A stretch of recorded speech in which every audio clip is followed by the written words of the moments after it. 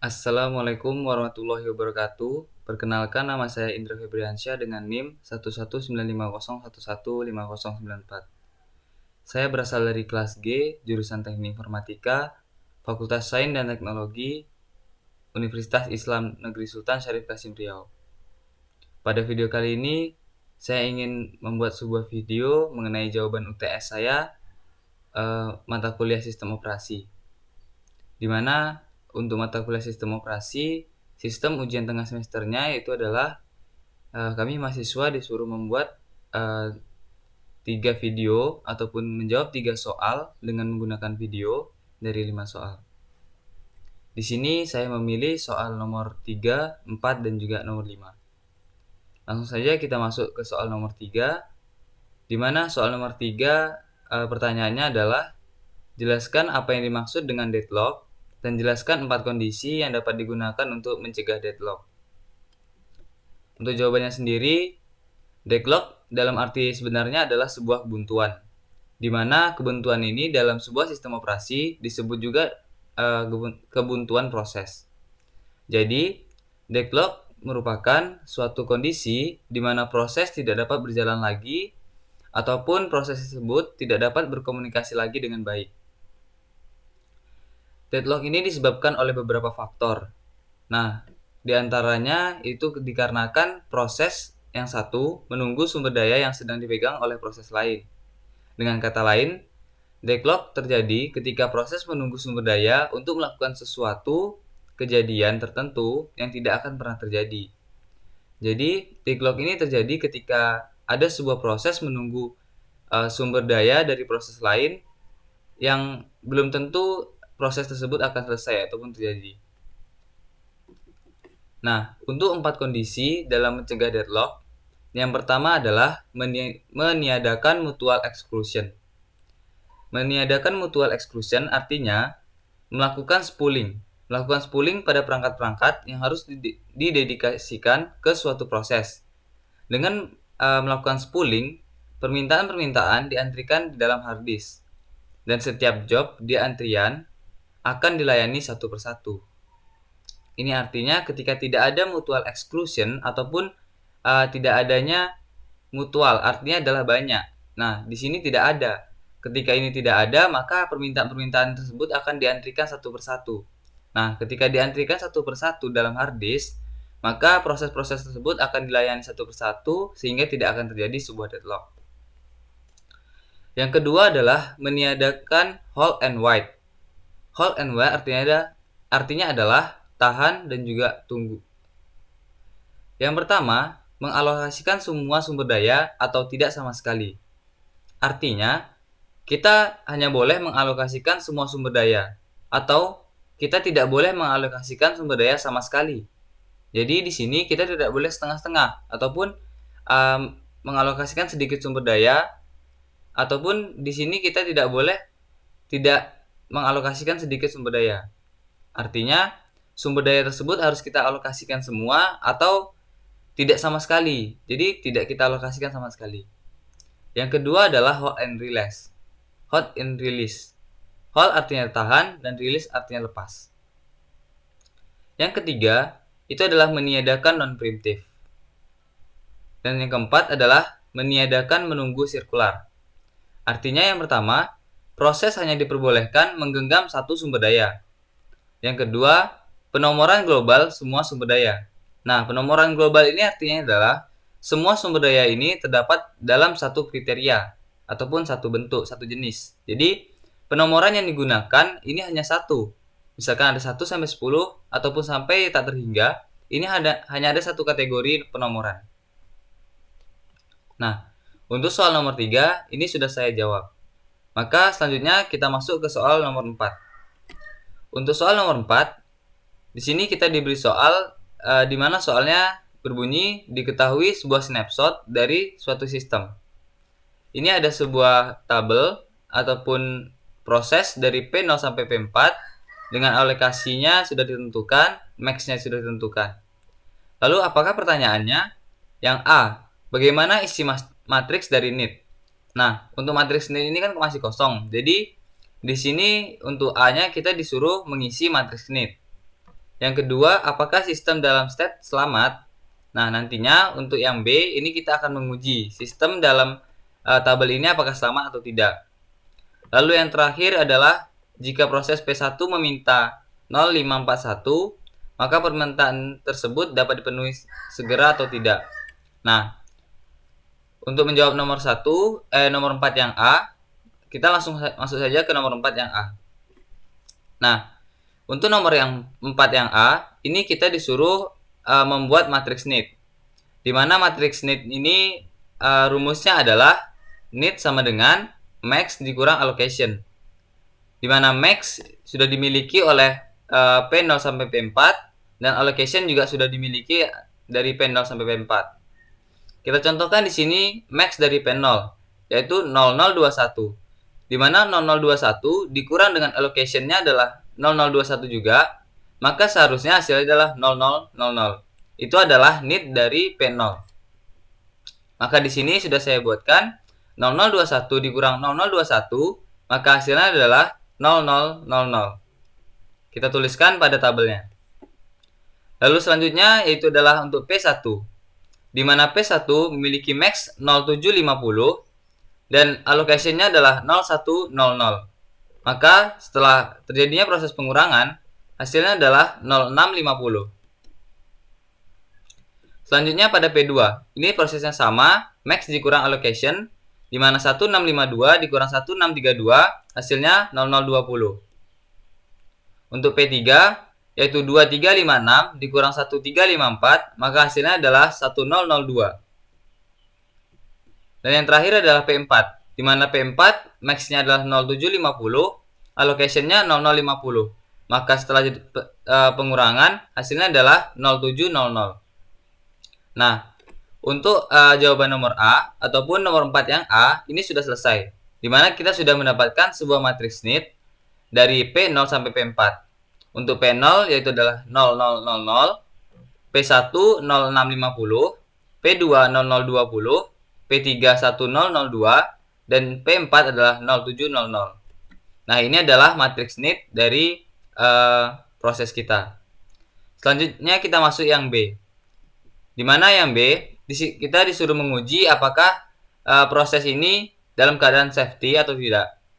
Maka untuk yang pertama, kita harus membandingkan dulu algoritmanya. Jadi, untuk matriks need, kita bandingkan dengan available. Nah, misalkan di sini untuk P0. P0 memiliki need 0000. Kita bandingkan dengan available. Jika need kecil dari available, maka dapat dieksekusi. Tetapi jika need ini tidak kecil ataupun besar dari available, ini tidak dapat dieksekusi. Maka di sini untuk P0, 00 kecil sama dengan dari 1250. Ini benar. Maka untuk P0 dapat kita eksekusi dan kita akan mendapatkan available baru. Di mana available baru rumusnya adalah available lama ditambah dengan allocation. Nah, untuk available lama yaitu adalah 1250 ditambah allocation dari P0 0021. Maka hasilnya adalah 1271. Ini merupakan available kita yang baru. Selanjutnya kita masuk ke P0. Di mana P0 memiliki need 0650. Nah, available baru kita adalah 1271. Nah, kita bandingkan 0650 apakah kecil sama dengan dari 1271? Maka 0650 kecil sama dengan dari 1271. Maka P1 dapat kita eksekusi sehingga dapat menghasilkan available baru yaitu 1271 ditambah 0100 itu allocation dari P1. Hasilnya adalah 1371. Selanjutnya untuk P2 sama, yaitu kita bandingkan lagi antara need dari P2 dengan available terbaru. Jadi 0020 kita bandingkan dengan 1371.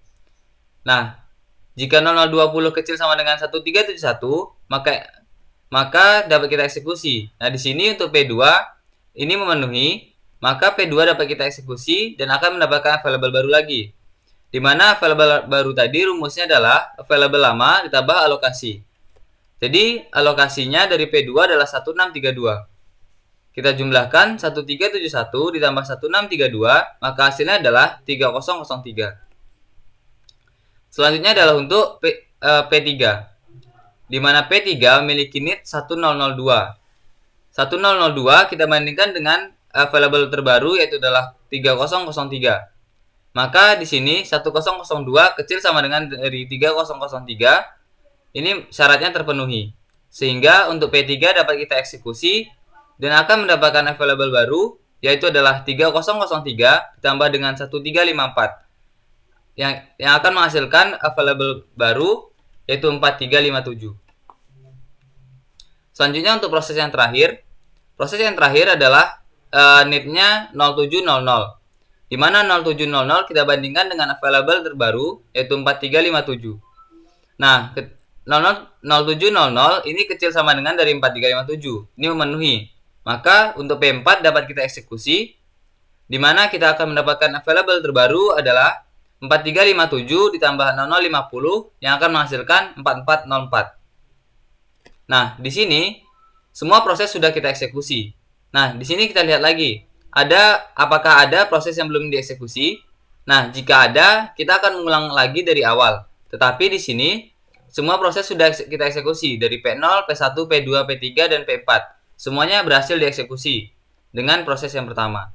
Maka di sini kita langsung mendapatkan urutan prosesnya yaitu P0, P1, P2, P3 dan P4. Ini secara berurutan. Karena proses eksekusinya itu berjalan lancar ataupun hanya satu kali. Nah, untuk sistem di atas ini dalam keadaan state selamat dan memenuhi kriteria safety. Ini artinya untuk jawaban nomor 5B, ini jawabannya adalah keadaan state-nya ini selamat dan juga memenuhi kriteria safety. Baiklah, kita lanjut ke nomor 4 yang C. Yang tadi adalah nomor 4 yang B. Jadi tadi saya salah sebut, tadi adalah nomor 4B. Dan sekarang kita masuk ke nomor 4 yang C. Dimana pada nomor 4C ini kita diminta sebuah request yaitu 0541 dan apakah request ini dapat dipenuhi secara segera. Maka di sini kita akan membandingkan syarat yang pertama. Dimana syarat yang pertama adalah request ini harus kecil dari NIT sebelumnya. Jadi untuk NIT P1 adalah 0650 sedangkan requestnya 0541. Maka 0541 ini kecil sama dengan 0650. Untuk syarat yang pertama ini memenuhi.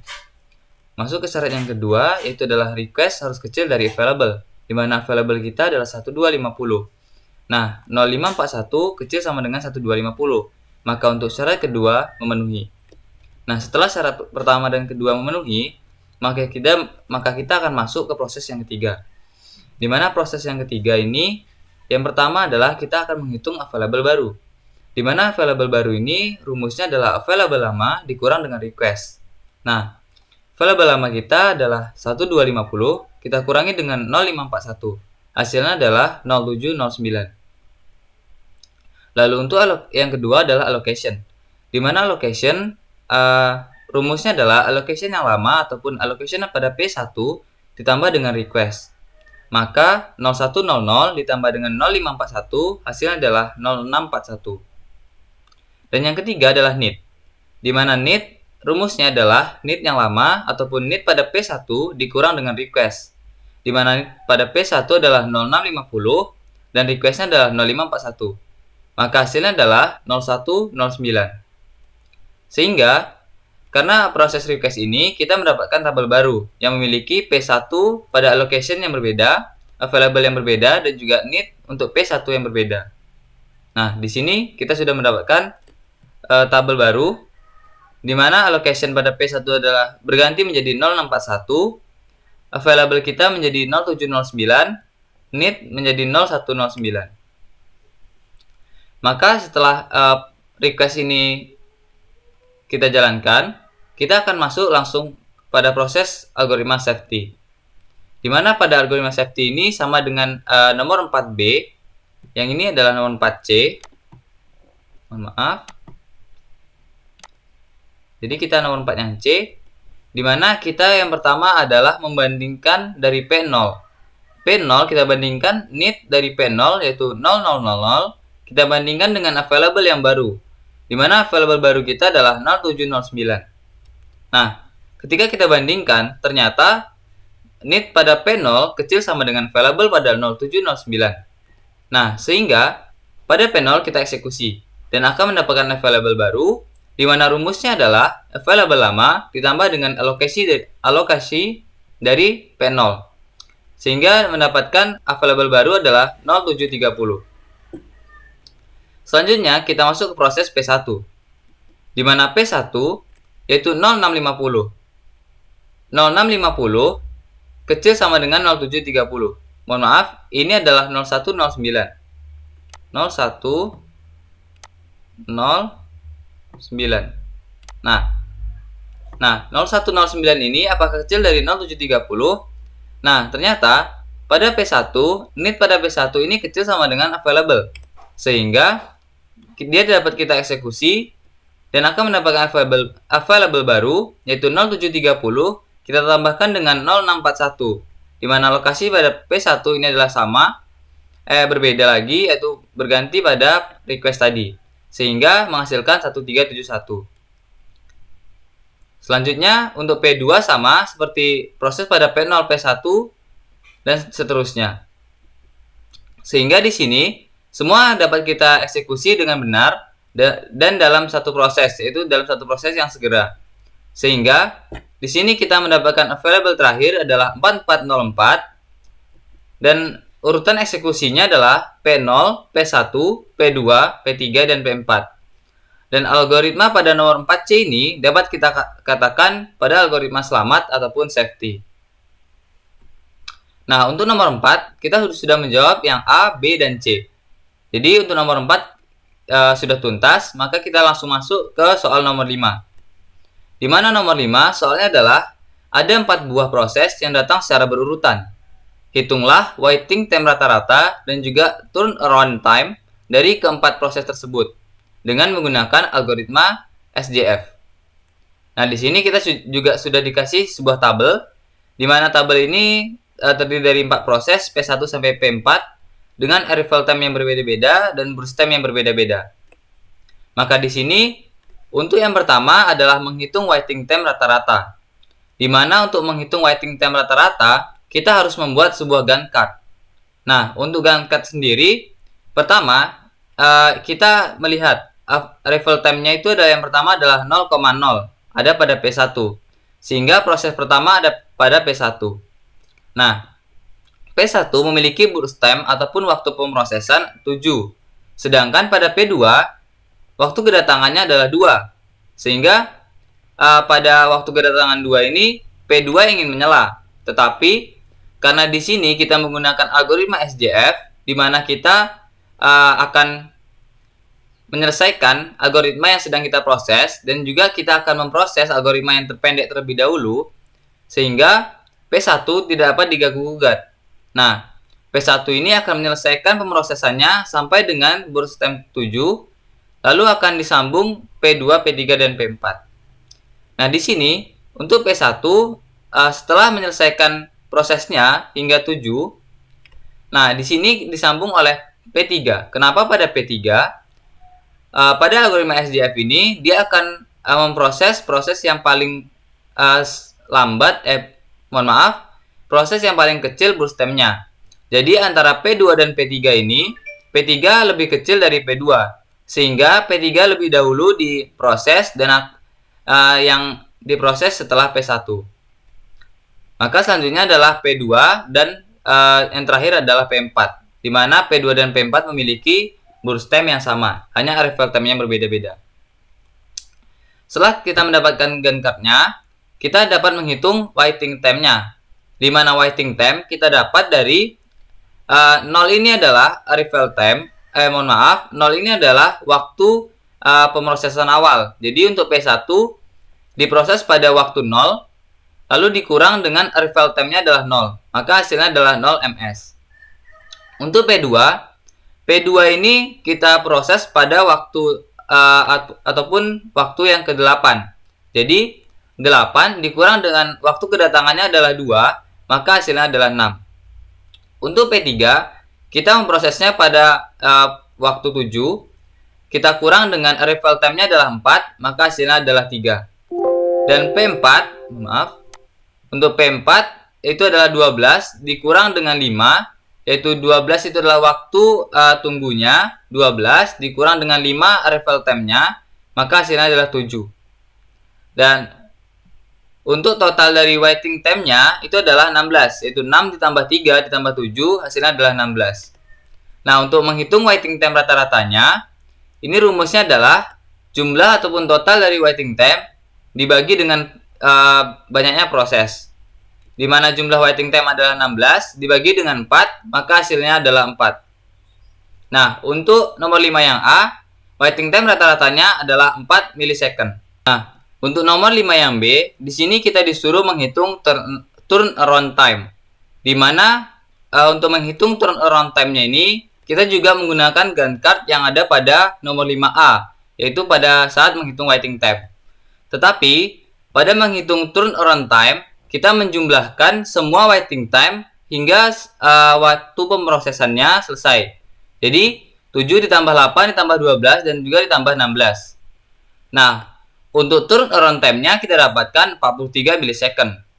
Sedangkan untuk rata-rata turnaround time-nya itu adalah 43 dibagi dengan banyaknya proses. Maka hasilnya adalah 10,75 millisecond.